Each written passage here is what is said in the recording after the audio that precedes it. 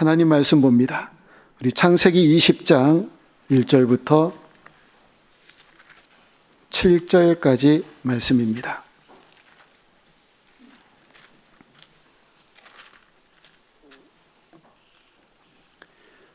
창세기 20장 1절부터 7절 말씀까지 마지막 절 같이 읽고 한 절씩 교독합니다. 아브라함이 거기서 네게브 땅으로 옮겨가 가데스와 술 사이 그랄에 거류하며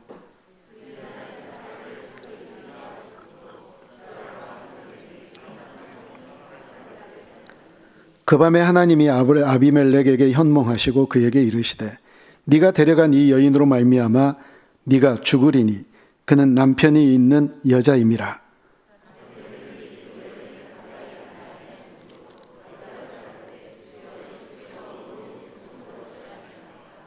그가 나에게 이는 내 누이라고 하지 아니하였나이까. 그 여인도 그는 내 오라비라 하였사오니 나는 온전한 마음과 깨끗한 손으로 이렇게 하였나이다.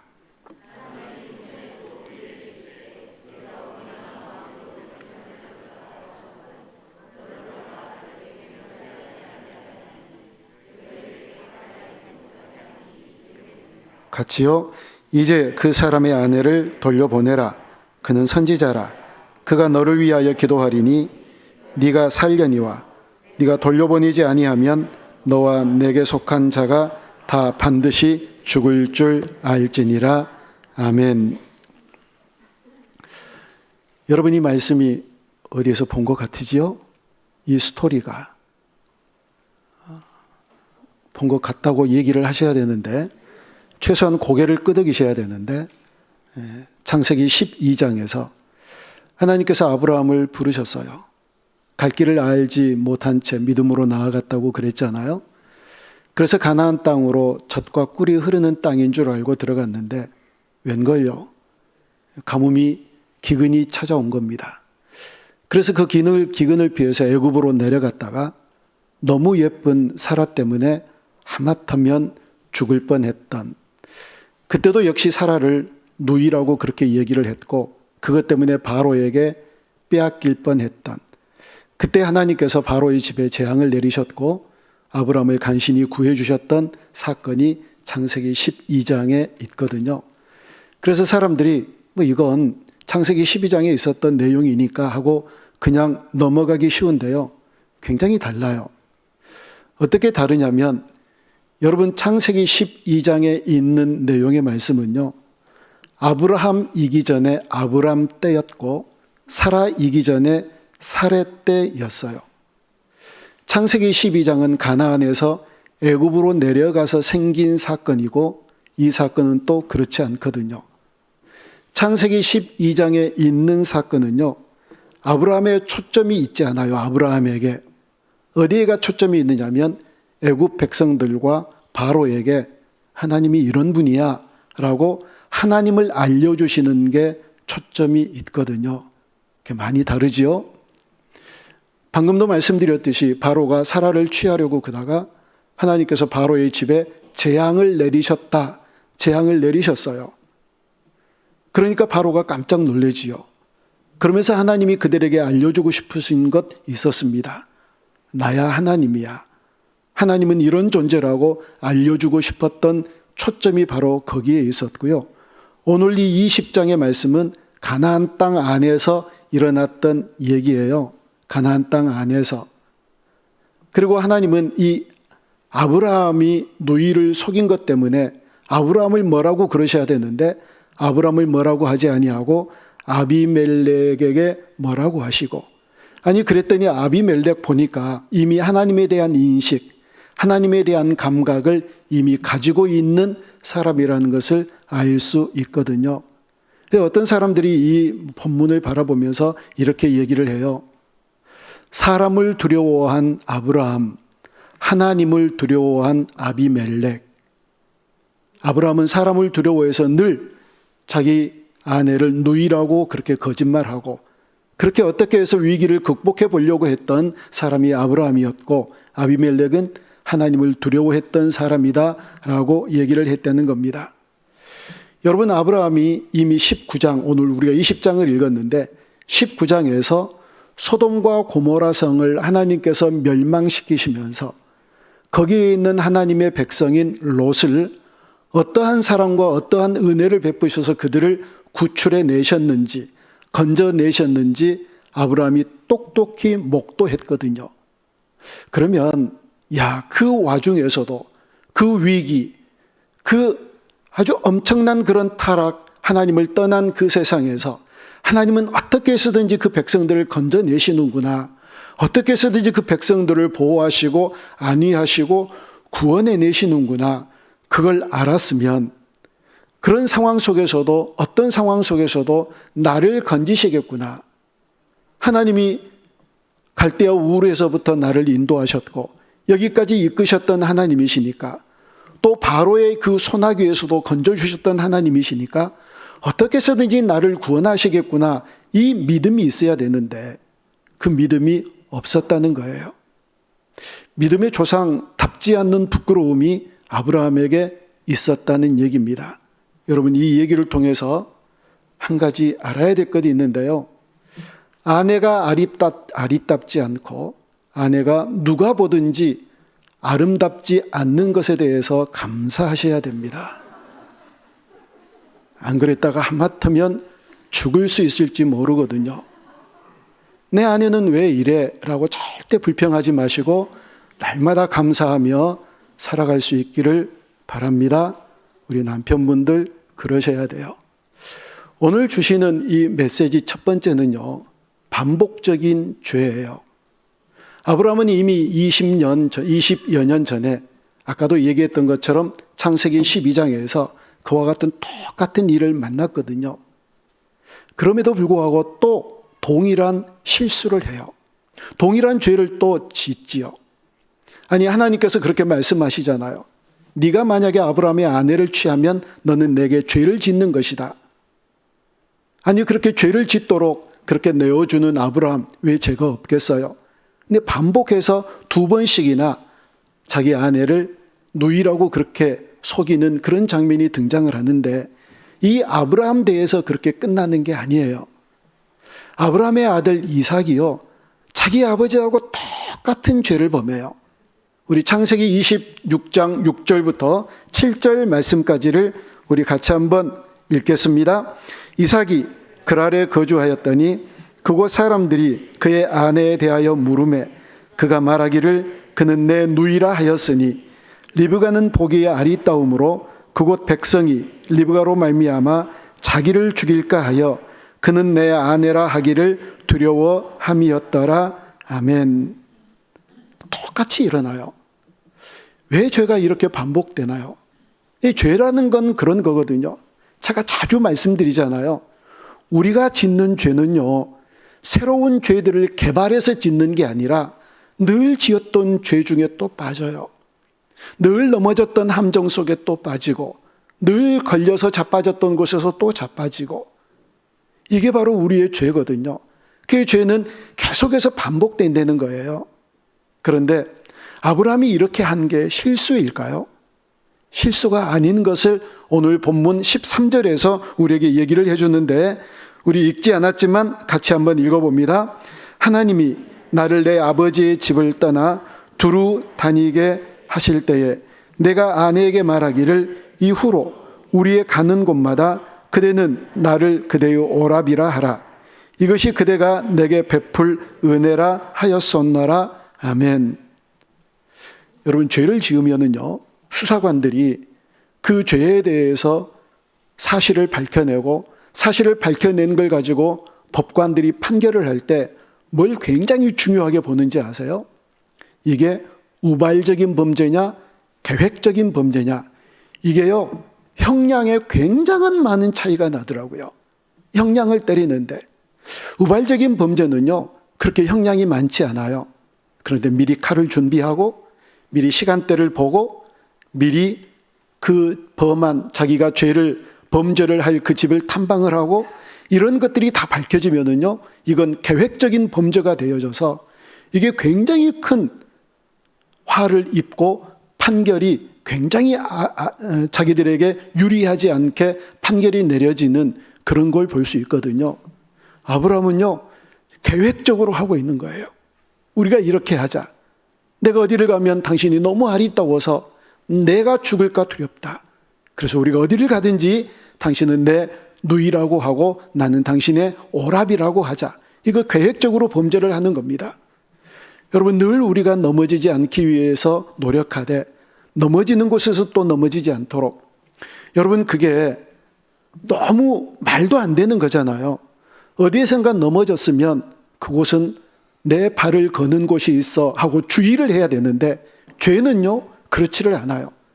거기서 꼭 우리를 잡아당겨요. 이걸 가리켜서 죄의 아킬레스건이라고 얘기를 하거든요. 여러분, 사단은 우리가 어디에서 연약한지 너무 잘 알아요. 장소가 다르고 방법이 다르지만 똑같은 그 연약함을 파고들어서 우리를 넘어뜨리는 작전을 잘 짜는 게 바로 사탄이에요. 여러분이 더 머리가 좋으세요? 아니면 사탄이 더 머리가 좋으세요? 어떻게 하셨어요? 사탄이 우리보다 훨씬 머리가 좋아요. 성령님을 의지하지 아니하고는 그들의 능력과 그들의 지혜를 넘어설 수가 없어요. 사단은 교묘하기까지 하고 우리의 약함을 잘 알아서 그 가장 약한 곳을 찌르고 들어오는 존재가 바로 사탄이거든요. 그래서 꼭 거기에서 넘어지는 거예요. 꼭 그 자리에서 그 반복적인 죄를 범하며 넘어지는 그런 연약한 인생들이거든요. 아니, 믿음의 조상이 그랬으면 우리야 뭐 어쩔라고 그렇게 또 포기하면 안 되지요.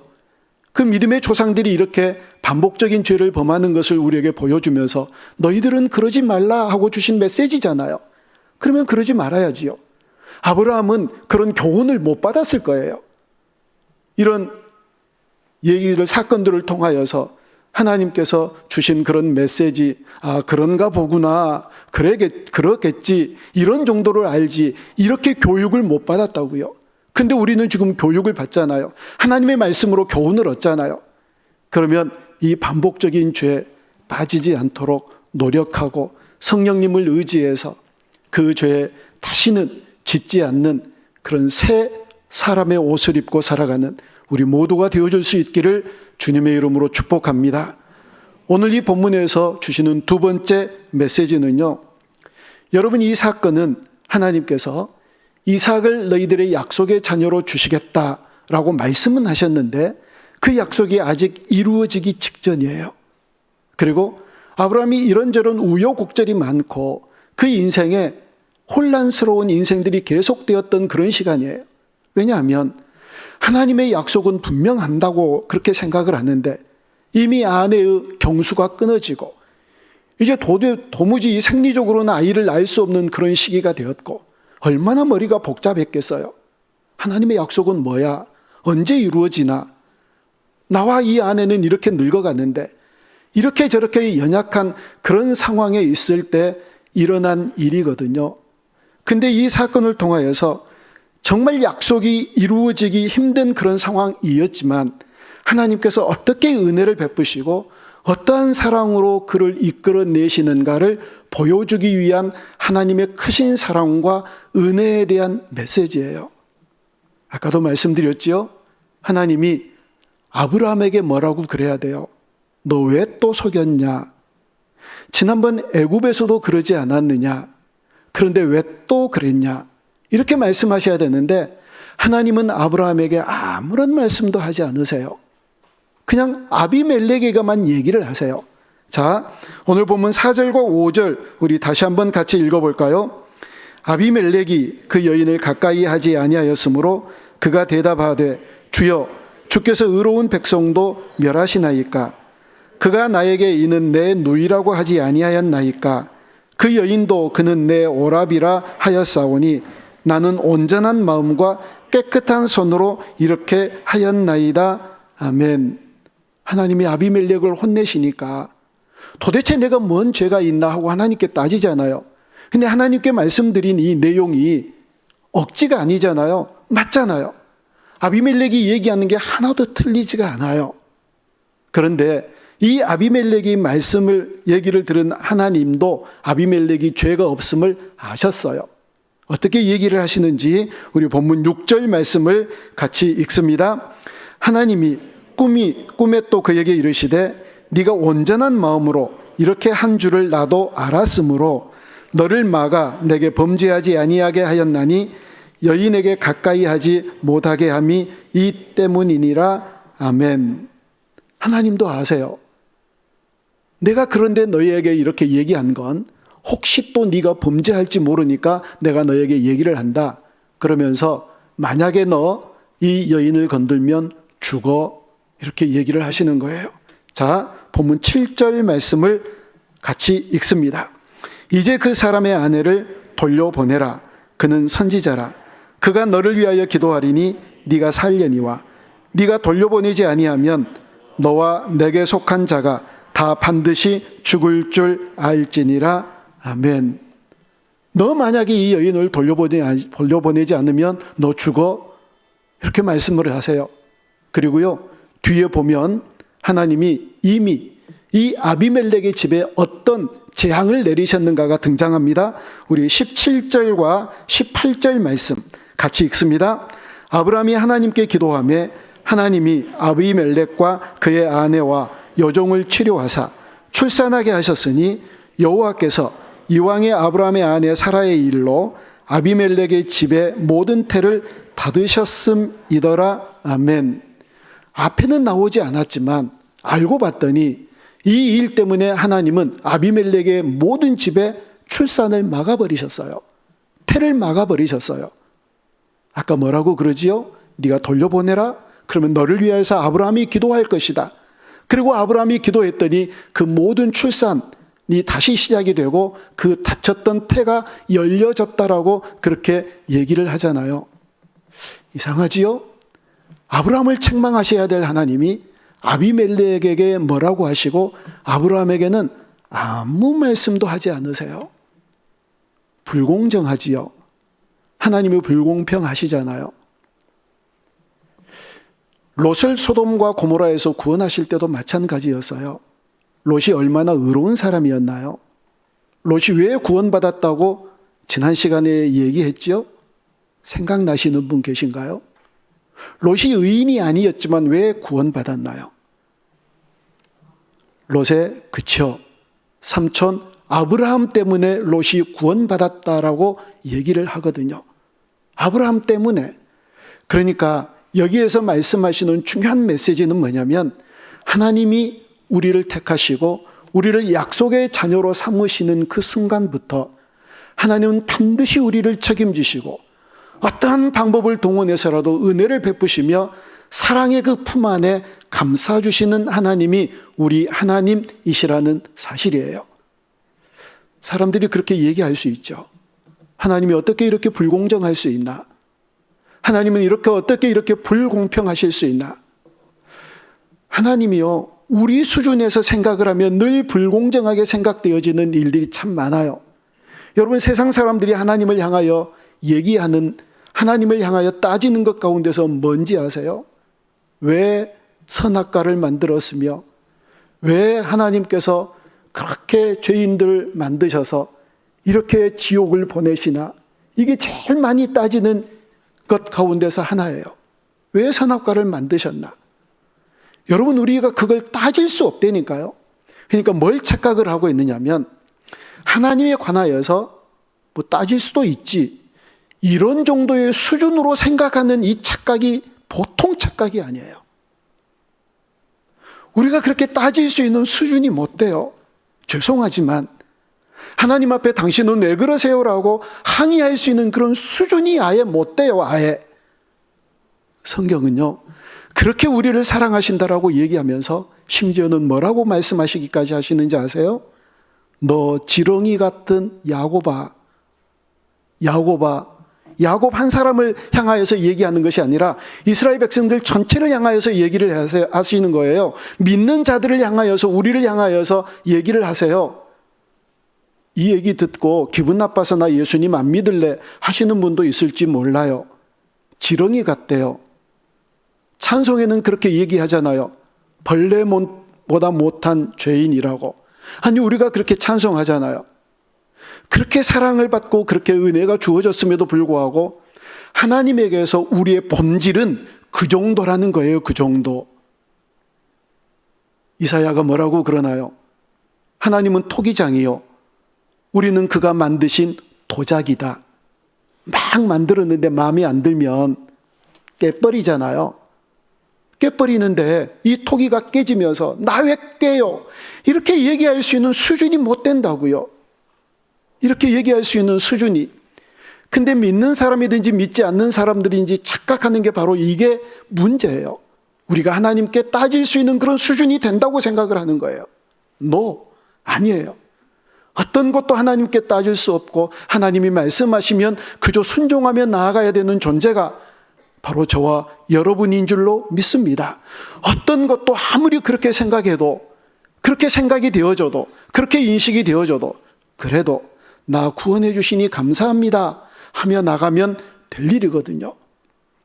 이게 불공정한 게 아니라 하나님의 뜻이 계셔서 그 언약의 백성, 하나님께서 약속하신 그 백성을 사랑으로 인도하시고 은혜로 이끄시는 하나님의 방식이라는 얘기예요. 어떠한 상황 속에서도 한번 하나님께서 백성 삼으시고 약속하신 주의 백성들은 언제나 사랑으로 은혜로 이끌어 주실 줄 믿습니다. 이 아비멜렉과 아브라함의 사건을 통하여서 하나님이 그런 하나님이신 것을 우리에게 보여주세요. 마지막 메시지는요, 창세기 12장은 아까도 말씀드렸듯이 애굽에게, 바로에게, 그리고 이제 가나안으로 막 들어와서 살기 시작한 믿음의 길을 시작했던 이 아브라함에게 하나님이 누구이신가를 알려주었던 것이 초점이 있었다면, 이 20장의 이 사건은요, 거기에 초점이 있지 않고 아브라함이 누구다라고 하는 것에 초점이 있어요. 그러니까 초점이 다르지요. 초점이 많이 달라요. 자, 7절 말씀, 우리 본문 7절 말씀을 다시 한번 같이 읽어봅니다. 이제 그 사람의 아내를 돌려보내라. 그는 선지자라. 그가 너를 위하여 기도하리니 네가 살려니와 네가 돌려보내지 아니하면 너와 내게 속한 자가 다 반드시 죽을 줄 알지니라. 아멘. 7절 들여다보세요. 이제 그 사람의 아내를 돌려보내라. 그는 누구라고요? 선지자래요. 하나님께서 이 사건을 통해서 아비멜렉과 그 주변에 있는 사람들에게 알려주고 싶은 게 있었는데 아브라함이 누군가를 알려주고 싶으신 거예요. 그는 선지자다. 선지자란 어떤 사람을 얘기를 하느냐면 부름을 받은 사람 하나, 그리고 말씀을 전하는 사람 하나, 이 두 가지가 함께 된 분이 바로 선지자예요. 부름을 받아서 하나님의 말씀을 전하는 사람이 바로 선지자거든요. 늘 우리가 성경을 읽을 때 제가 자주 드리는 말씀이지만 성경에 어떤 사건이 땅 하고 등장을 해요. 어떤 건 충격적이기도 하고, 어떤 건 재미나기도 하고, 어떤 건 웃기기도 하고 슬프기도 하고, 이런저런 많은 사건들은 우리가 그것을 구경꾼처럼 바라보라, 어떤 동화 소설을 읽는 것처럼 읽는 그런 독자가 되라, 이 의미가 아니에요. 그 사건이 너의 사건이다. 그 일이 너에게 일어난 일이다. 아니, 어쩌면 일어날 일이기도 하고 이미 일어났던 일이기도 하다. 그러니 이런 사건이 있을 때 그 말씀을 통하여서 너희들이 교훈을 얻고, 그 사건에서 실패한 사람들이 있으면 너는 실패하지 말아야 된다. 그 사건에서 승리한 사람이 있거든 너는 그렇게 승리해야 된다라고 주시는 말씀이거든요. 그러면 오늘 이 아브라함이 바로 선지자다라고 얘기해 주신 것은, 그렇구나, 아브라함은 하나님께로 부름을 받아서 하나님의 말씀을 전하는 선지자구나 라고 끝나는 것이 아니라, 아브라함을 선지자로 부르셨으면 우리를 부르셨는데 부름받은 우리도 똑같은 선지자로 부름받았다는 사실을 알려주시는 거예요. 하나님께서 아브라함을 부르신 사건을요, 제가 그 훈련을 할 때 그 얘기를, 여기 설교 시간에도 많이 얘기를 했어요. 구약이라고 하는 39권이 있는데 이 39권을 바치고 있는 두 개의 기둥이 있어요. 하나의 기둥이 뭐냐면 하나님이 아브라함을 부르신 사건입니다. 왜 이게 중요한 기둥 하나냐면 아브라함을 부르신 것처럼 우리도 부르셨으니까. 이게 너무 중요한 사건이에요. 그리고 또 하나의 기둥은 출애굽 사건입니다. 창세기 출애굽기 이 기둥 위에 다 올려져 있어요. 구약 전체가. 출애굽 사건에서 그들을 구원하신 것처럼 예수 그리스도가 어린 양이 되셔서 우리를 구원하셨습니다. 그래서 이 두 개의 기둥 위에 구약 전체가 올려져 있습니다. 이 정도 얘기했으면 이제 잊지 마셔요. 아브라함을 부르신 것처럼 우리도 부르셨어요. 아브라함을 부르셔서 선지자로의 사명을 주신 것처럼 우리도 그와 같은 사명을 주신 줄로 믿습니다. 아브라함을 부르셔서 내가 너를 복의 근원이 되겠다라고 말씀하셨으면 우리도 아브라함처럼 복의 근원이 되어야 될 줄로 믿습니다. 복의 근원이 뭔가요? 우리에게서부터 복이 흘러나가야 된다는 거예요. 우리에게서부터. 그러면 늘 이렇게 부담이 돼요. 내가 내 재산을 얼마나 또 나누어 줘야 되나? 내 통장을 또 얼마나 비워야 되나? 내 지갑을 얼마나 털어야 되나? 아니, 그게 아니라 그런 거 전혀 주지 않아도 집사님 만나면 나는 너무 좋아. 그래서 또 만나게. 같이 시간을 보내면 왠지 행복해. 이게 복의 통로인 거예요. 이웃집에서 함께 살아가는 사람이 이사 가려고 그러니까 아이고 더 같이 살았으면 좋았을 텐데, 이사 가려고 그렇게 마음 먹은 사람에게 이사 안 가면 안 돼? 같이 살게. 이게 복의 근원인 거예요. 이게 아브라함을 복의 근원으로 삼으신 것은 그렇구나, 이제 우리의 조상 아브라함으로부터 우리가 복을 받겠구나. 아니에요, 여러분. 복은 주님이 주세요. 그러면 우리도 아브라함처럼 복의 근원된 삶을 살아가라는 메시지거든요. 세 번째 메시지는 바로 거기에 있어요. 여러분, 이 땅에 세워진 교회가 이 두 가지 기능을 해야 돼요. 선지자 기능, 복의 근원이 되는 기능. 교회가 그래야지요. 그래서 우리 지역에 있는 많은 주민들이 더 오늘의 교회가 우리 동네에 있어서 참 좋다, 이런 얘기 들려야 되잖아요. 이 코로나가 빨리 지나면 이 동네에다가 광고를 할 거예요. 여러분, 교회를 마음대로 사용하십시오.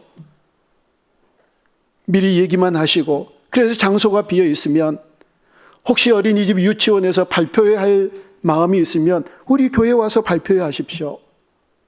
피아노 연주회 할 장소가 없거든. 여기 와서 그랜드 피아노 있으니까 그랜드 피아노 앞에 놓고 연주회 하십시오. 무슨 모임 하는데 장소가 부족하거든. 우리 교회에 와서 장소를 사용하십시오. 그래서 교회가 지역 주민들을 향하여 마음대로 열려 있는. 여러분, 김동호 목사님이라는 분을 잘 아시잖아요. 그분이 동안교회, 높은 뜻 숭의교회로 가시기 전에 동안교회에서 목회할 때 얘기를 책에서 읽은 적이 있어요. 동안교회를 리모델링을 잘했나? 리모델링인지 하여튼 멋지게 다시 해놨대요. 근데 막 하자마자 첫 번째 교회를 사용하고자 신청을 한 기관이 있었는데, 향토 예비군 훈련소에서 예비군 훈련을, 그러니까 이렇게 강의하는 그 훈련을 하자고 그랬나 봐요. 몇 분의 장로님들이 반대를 했는데 그냥 그걸 이기고 찬성을 했는데 이제 교회를 내줬는데, 우리 남자분들 그냥 이렇게 입고 있을 때는 멀쩡한데 예비군복만 입어놓으면 사람들이 좀 이상하게 돼요. 예비군복만 입혀놓으면 너무 멀쩡한데. 근데 이 예비군들이 교회에 와가지고 이런저런 교육을 받는데 화장실에 가서 담배 피우고 난리래요. 그래서 이제 노발대발한 거예요. 보라고 이렇게 내주었더니 이러지 않느냐고. 그래서 목사님이 그랬대요. 아니, 그거 치우면 되지 않느냐고. 문 열어놓고 좀 환기시키고 치우면 되지 않느냐고. 교회는 지역사회를 향하여 열려 있어야 되고 복의 근원이 되어야 돼요. 교회처럼 비효율적인 공간이 없거든요. 지어놓고 쓰는 시간이 별로 안 돼요.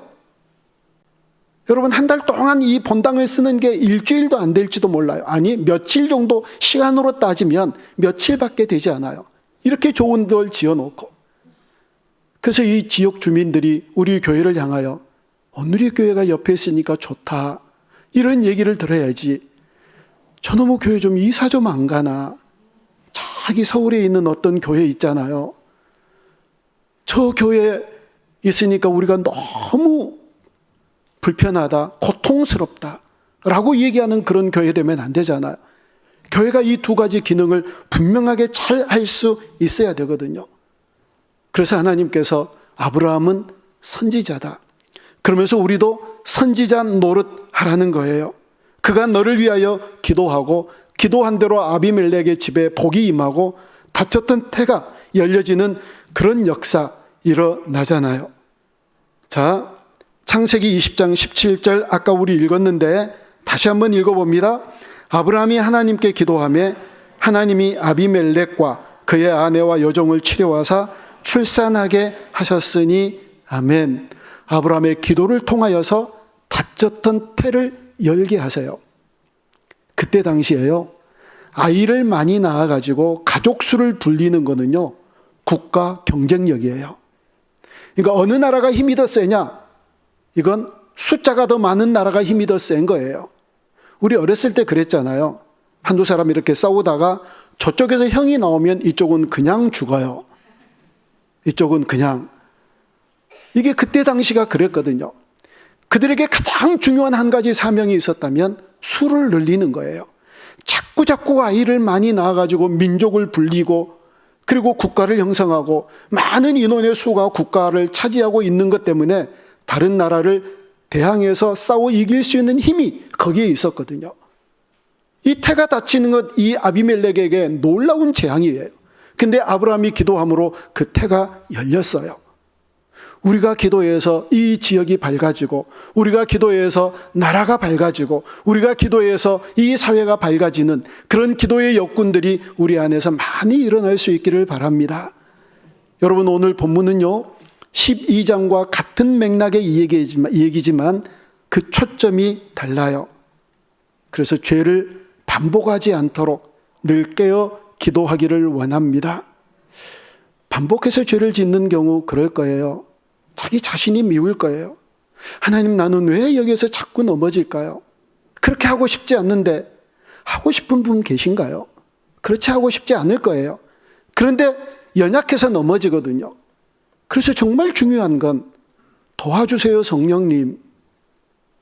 이 죄에 빠지지 않도록 나를 도와주세요. 성령님께서 도우시면 내 힘으로가 아니라 성령님의 능력으로 반복적인 죄를 짓지 않고 주님 앞에서 새 인생의 삶을 살아가는 복된 주님의 자녀들이 되어질 줄로 믿습니다.